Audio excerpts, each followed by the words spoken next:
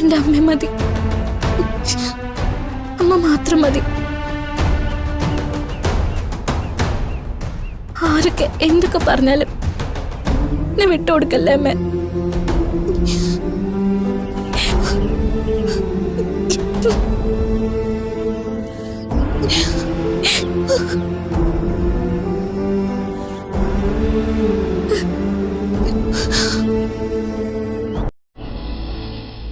നിന്നെ ഞാൻ ആർക്കും വിട്ടുകൊടുക്കില്ല. സ്വന്തം ഹൃദയം നഷ്ടപ്പെടുത്തിയിട്ട് ആർക്കെങ്കിലും ജീവിക്കാൻ പറ്റുമോ?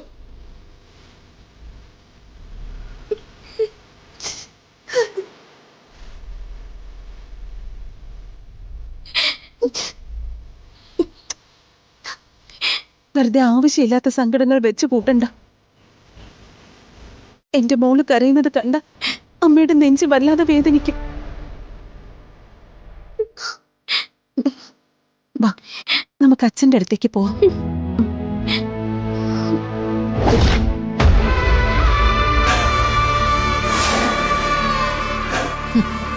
വളർത്തമ്മയും മോളും തമ്മിലുള്ള ബന്ധം ചെറുതൊന്നുമല്ല, പൊട്ടിച്ചെടുക്കാൻ ബുദ്ധിമുട്ടാ.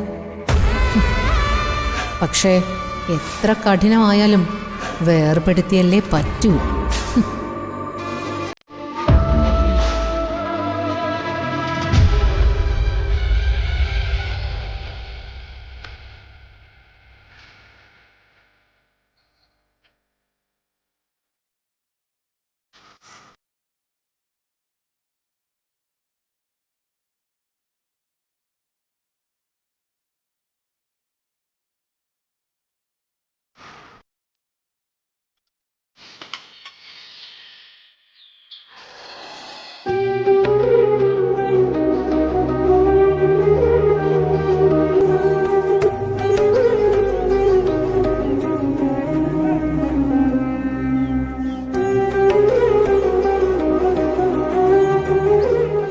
എന്താ ശോദേ, കണ്ട കാഴ്ചയിൽ തന്നെ നീ മോളെ കരയിപ്പിച്ചോ?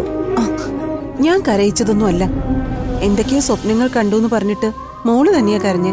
എന്ത് സ്വപ്ന അത്? അത് എന്താ അമ്മയും മോളും കൂടി ഒരു ഒളിച്ചു കളി? പറയും മോളെ. ആരോ മോളെ തേടി വരുന്നു, അവകാശം പറയുന്നു, നമ്മുടെ അടുത്തു നിന്നും പിടിച്ചോണ്ട് പോവാൻ ശ്രമിക്കുന്നു. കൂടെ കൂടെ കാണുന്ന അച്ഛാ, അതുകൊണ്ടാ. ആ നടയിലേക്ക് നോക്കുക, ഭഗവാനുണ്ട്. ആ ധൈര്യത്തിലല്ലേ അച്ഛൻ നിങ്ങളെ വളർത്തുന്നത്. നമുക്ക് വേദന ഉണ്ടാക്കുന്ന ഒരു കാര്യം ഭഗവാൻ ചെയ്യുവോ? മോളെ അച്ഛനെ അമ്മയെ ഏൽപ്പിച്ചതാരാ? ഭഗവാനല്ലേ. മകളാണെന്ന് പറഞ്ഞതും മനസ്സു പകുത്ത് സ്നേഹം കൊടുക്കാൻ പറഞ്ഞതും ഭഗവാനാണ്. നമ്മളെ ഇനി ആർക്കും പിരിക്കാൻ പറ്റില്ല മോളെ, ഒരു ശക്തിക്കും. അതുപോട്ടെ, എങ്ങനെ നടക്കുന്നു സൂര്യയുടെ ചികിത്സയൊക്കെ? ഏട്ടന് നല്ല മാറ്റമുണ്ട് അച്ഛാ, പ്രത്യേകിച്ച് ഏട്ടൻ്റെ മനസ്സിന്. ഇപ്പം എന്താണെന്നറിയോ, ഏട്ടൻ എപ്പോഴും നല്ല നല്ല കാര്യങ്ങൾ പറയും, പ്രതീക്ഷയോടെ സംസാരിക്കുകയും ചെയ്യും. മുൻപ് അങ്ങനെയൊന്നും ആയിരുന്നില്ലല്ലോ. എല്ലാം അവസാനിച്ചെന്നുള്ള ഭാവത്തിലൊരു ഇരിപ്പായിരുന്നില്ലേ. ഇപ്പം അതൊക്കെ മാറി, ശരിക്കും മാറി. മാറും മോളെ, എല്ലാം ശരിയാവും. ആ, മോള് പറഞ്ഞ പ്രത്യേക പൂജകളൊക്കെ അച്ഛൻ ചെയ്യുന്നുണ്ട്, ദിവസവും അത് തുടരുകയും ചെയ്യുന്നുണ്ട്. പിന്നെ ചികിത്സിക്കാൻ വന്ന വൈദ്യുതി നിസ്സാരക്കാരനല്ലല്ലോ. ചുറ്റും നിൽക്കുന്ന നിങ്ങളെല്ലാവരും ചെയ്യേണ്ടത് സൂര്യക്ക് നല്ലൊരു മാനസികാന്തരീക്ഷം ഉണ്ടാക്കി കൊടുക്കുക എന്നുള്ളതാണ്.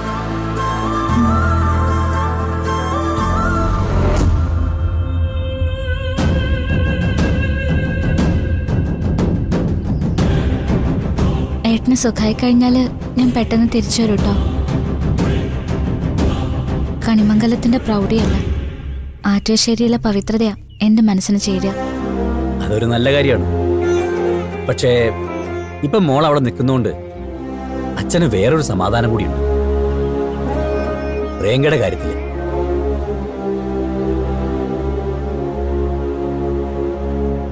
കഴിഞ്ഞ കുറെ നാളുകളായിട്ട് അവൾ ഒരു പരാതിയും പറഞ്ഞിട്ടില്ല.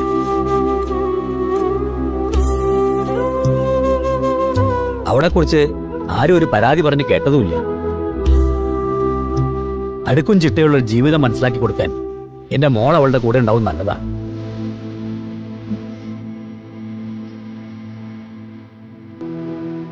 അതുകൊണ്ട് സൂര്യയുടെ ചികിത്സ കഴിഞ്ഞാലും പ്രിയങ്ക നേരെയായെന്ന് തോന്നുന്നവരെ മോളെ കണിമംഗലത്ത് നിൽക്കണം എന്നാണ് എന്റെ അഭിപ്രായം. അയ്യോ, അതെങ്ങനെ ശരിയാവ്? ആദ്യം ഈ പറഞ്ഞ നടക്കട്ടെ യശോദേ, എന്നിട്ട് ബാക്കിയുള്ളത് നമുക്ക് ആലോചിക്കാം. അച്ഛാ, ഞാൻ ഭഗവാൻ ചാർത്താൻ മാല കെട്ടിക്കൊണ്ട് വരട്ടെ? കുറെ നാളായില്ലേ ചെയ്തിട്ട്? ഓ, ചെയ്തോളൂ. ഈ ഭക്തയുടെ ഹാരം കിട്ടായിട്ട് ഭഗവാനും പരാതി ഉണ്ടാവും.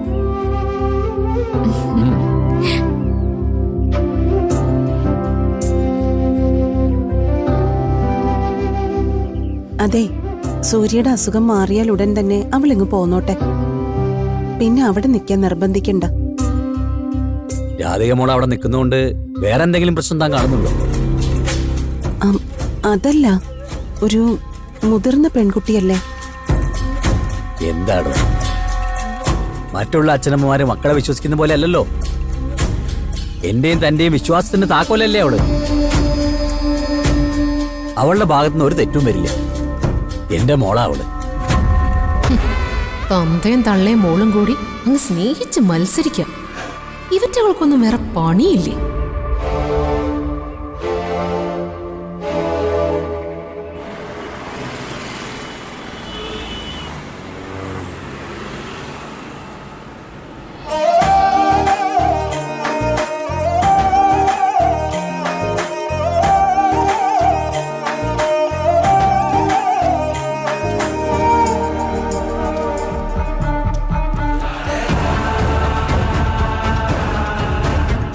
മോളെ,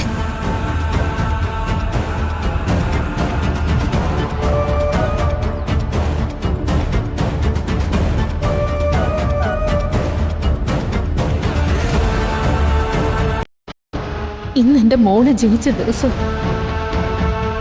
ഞാനൊന്ന് കൊതി തീരെ കാണുന്നതിന് മുമ്പേ എനിക്ക് നഷ്ടപ്പെട്ട മോളുടെ പിറന്നാൾ എന്റെ മനസ്സ് പറയുന്നുണ്ട്. അവള് ഈ പരിസരത്ത് എവിടെയുണ്ടെന്ന്.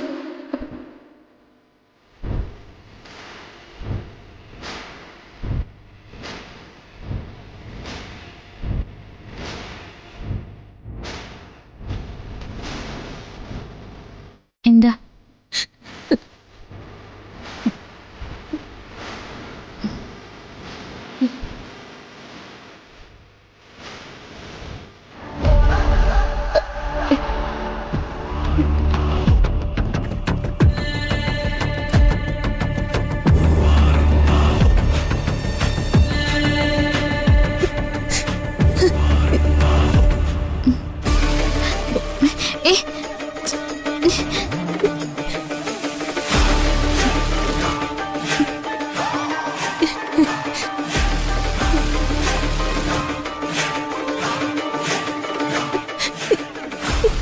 എന്റെ മോള്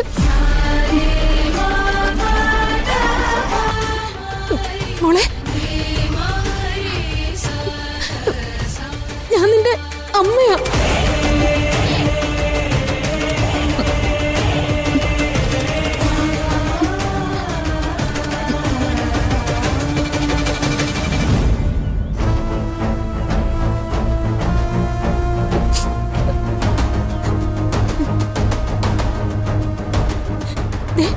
കഴിഞ്ഞ കുറെ കൊല്ലങ്ങളായി ഞാൻ ഈ മുഖവും പ്രതീക്ഷിച്ച നടക്കുന്നത്. മോളുടെ ഈ കഴുത്തി കിടക്കുന്ന ലോക്കറ്റ് ഉണ്ടല്ലോ, അമ്മ ഇട്ട് തന്നതാ. എന്റെ മോൾക്കുള്ള അടയാളമായിട്ട്.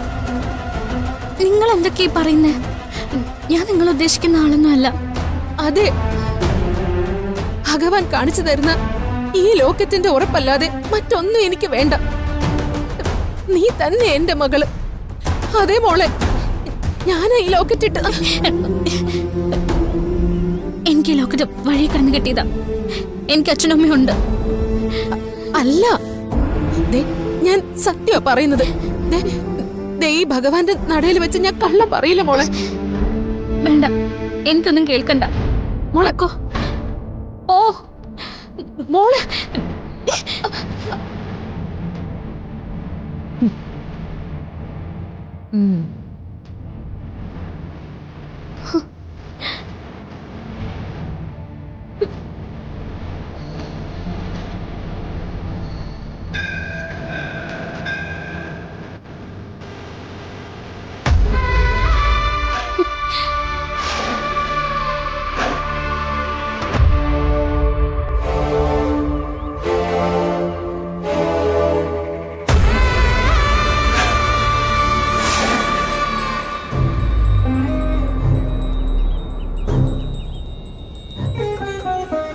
ഭഗവാനെ, എന്തൊരു പരീക്ഷണ ഇത്.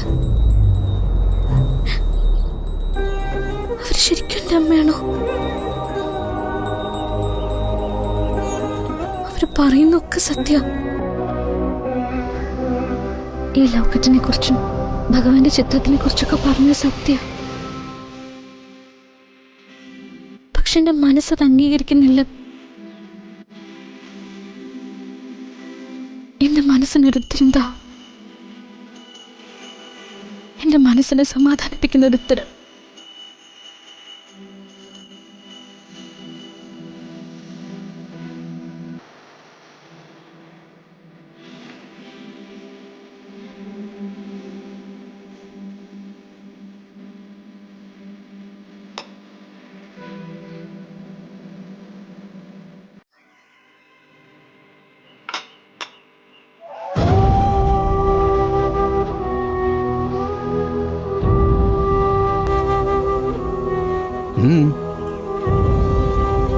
എന്തിനാ മോള് കരയുന്നത്? ഒന്നുമില്ല അച്ഛാ, പ്രാർത്ഥിക്കുമ്പോ എന്റെ കണ്ണ് നിറയും.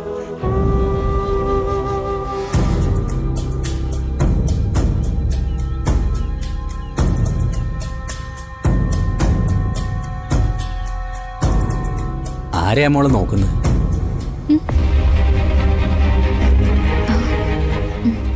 ആരുമില്ല അച്ഛാ. അച്ഛാ, അമ്മ പോയോ? പോയി. മനസ്സിന് വേദന ഉണ്ടാക്കുന്ന എന്തെങ്കിലും കാര്യമുണ്ടെങ്കിൽ മോക്കത് അച്ഛനോട് തുറന്നു പറയാട്ടോ. അച്ഛനത് പരിഹരിച്ചു തരാം. ഏയ്, ഒന്നുമില്ല അച്ഛാ, എനിക്കൊന്നുമില്ല. പിന്നെ ഏട്ടന്റെ കാര്യങ്ങൾക്ക് വേണ്ടി പ്രാർത്ഥിക്കുമ്പോ ഏട്ടനിപ്പോ ശരിക്കും എന്റെ കൂടപ്പിറപ്പാ. നന്നായി. നമ്മുടെ കാര്യങ്ങൾക്ക് വേണ്ടി ഭഗവാനെ വിളിക്കുമ്പോഴല്ല, മറ്റുള്ളവർക്ക് അനുഗ്രഹം കൊടുക്കാനായിട്ട് പ്രാർത്ഥിക്കുമ്പോഴാണ് ഒരാൾ യഥാർത്ഥ ഭക്തനാവുന്നത്. എന്നെ പോയിക്കോട്ടെ അച്ഛാ. പോയിട്ടോ. മനസ്സിലൊരു ചെറിയ വിഷമം തട്ടിയാൽ പോലും അച്ഛനെ വിളിക്കണം കേട്ടോ.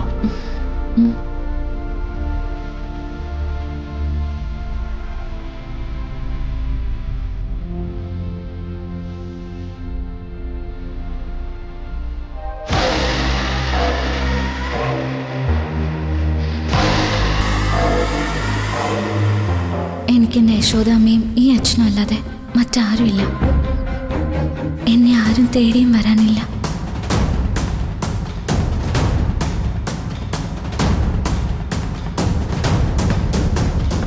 തേടി വന്നാലും ഞാൻ പോവുകയില്ല.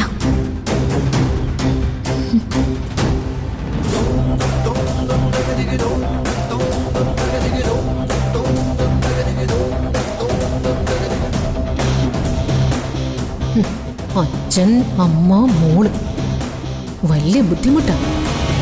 പക്ഷേ നിന്നെ ഞാൻ എൻ്റെ വഴിക്ക് കൊണ്ടുവരും.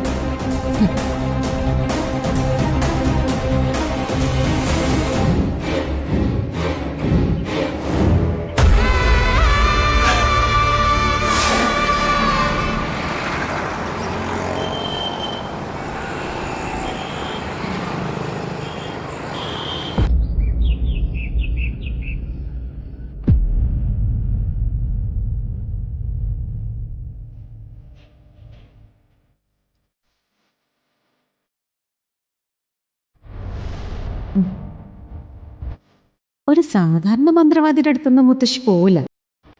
പറഞ്ഞതുപോലെ തന്നെ ഫലിക്കും. പക്ഷേ ഇതെങ്ങനെ വരുണിന്റെ നെറ്റിയിൽ ഇട്ടു കൊടുക്കും?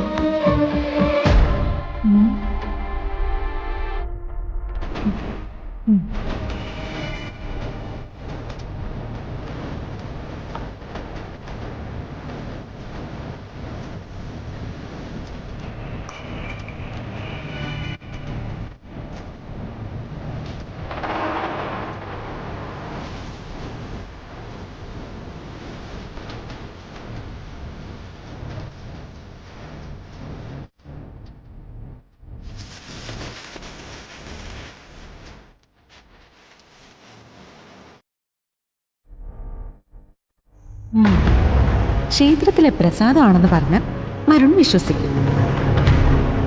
ഇനിയിപ്പോ വരുൺ വന്നാ മതി.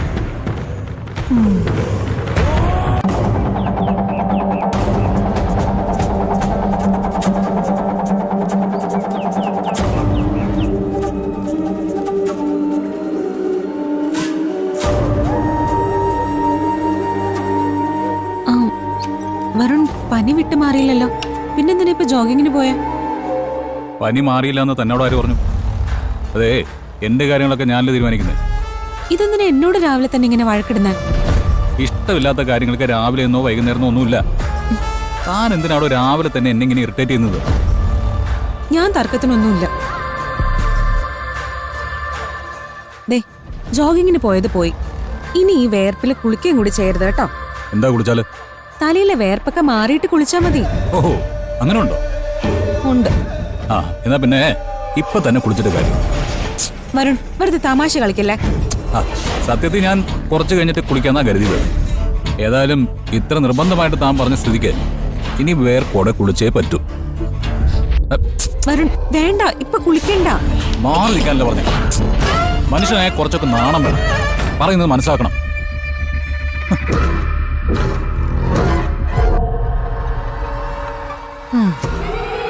എന്നാ വേഗം കുളിച്ചിട്ടാ.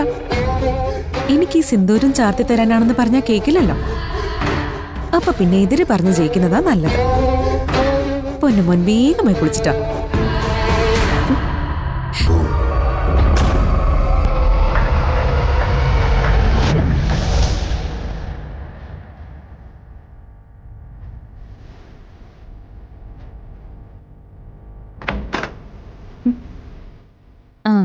കുളി കഴിഞ്ഞല്ലോ. ഇനി ഞാനൊരു കാര്യം പറയാം, ദേഷ്യപ്പെടാതെ കേൾക്കണം. എന്താ? എന്റെ മുത്തശ്ശി ദൂരെ ഒരു അമ്പലത്തിൽ പോയിരുന്നു. വലിയ ചൈതന്യമുള്ള അമ്പലം അത്ര. മുത്തശ്ശി അവിടെ വരുണിന് വേണ്ടി വഴിപാട് കഴിപ്പിച്ചു. വരുണിനോട് പ്രസാദം അണിയണോന്ന് തിരുമേനി പറഞ്ഞിട്ടുണ്ടത്രേ. മുത്തശ്ശിക്ക് അത്ര കാര്യമാണ് വരുണിനോട്. ആറ്റുവാശ്ശേരിയിലെ തന്റെ മുത്തശ്ശിയല്ലേ? ആ, അവരുടെ തലയിൽ എന്തെങ്കിലും ഒരു നല്ല കാര്യം തോന്നുന്നു ഞാൻ ഒരിക്കലും വിശ്വസിക്കുന്നില്ല. വരുൺ, എടോ, ഒരു പഞ്ചായത്തിലേക്കുള്ള കുരുട്ടുബുദ്ധി മുഴുവൻ ഒരൊറ്റ തലയിലേക്ക് കൊണ്ടുവച്ചാലേ ആറ്റുവാശ്ശേരിയിൽ തന്റെ മുത്തശ്ശിയാവും. എന്തിനാ വരുൺ വയസ്സായവരെ ഇങ്ങനെയൊക്കെ പറയുന്നേ? അതെ, വർഷങ്ങളുടെ പഴക്കമുണ്ടെങ്കിലും ഈ പൊട്ടാസ്യം സൈനൈഡ് വിഷം തന്നെയല്ലേ? വരുൺ പ്ലീസ്, പ്രായമായവർക്ക് ചില നിർബന്ധ ബുദ്ധികളൊക്കെ കാണും. ഇവിടുത്തെ മുത്തശ്ശിക്കില്ലേ, അച്ഛനില്ലേ, അവരോടൊക്കെ വരുൺ ഇതുപോലെ ദേഷ്യം തോന്നാറുണ്ടോ? ശരി, മുത്തശ്ശി എന്റെ നന്മയ്ക്ക് വേണ്ടി അമ്പലത്തിൽ പോയി പ്രാർത്ഥിച്ചു, ഞാനത് അംഗീകരിച്ചു. പ്രശ്നം തീർന്നല്ലോ. അതല്ല, വരുൺ ഈ കുങ്കുമം തൊടണം. ഏയ്, കുങ്കുമം തൊടുന്നതും തൊടാതിരിക്കുന്നതൊക്കെ എന്റെ ഇഷ്ടമാണ്. തൽക്കാലം ഞാനത് തൊടാൻ ഉദ്ദേശിക്കുന്നില്ല. പ്ലീസ് വരുൺ, എനിക്ക് വേണ്ടിയെങ്കിലും. തനിക്ക് വേണ്ടിയാണെങ്കിൽ എന്താ പ്രത്യേകത? ഇവിടെ ഞാനും താനും തമ്മിൽ പ്രത്യേകിച്ച് ബന്ധമൊന്നുമില്ലാന്ന് ആവർത്തിച്ച് എന്നെ കൊണ്ടിങ്ങനെ പറയിപ്പിക്കണോ?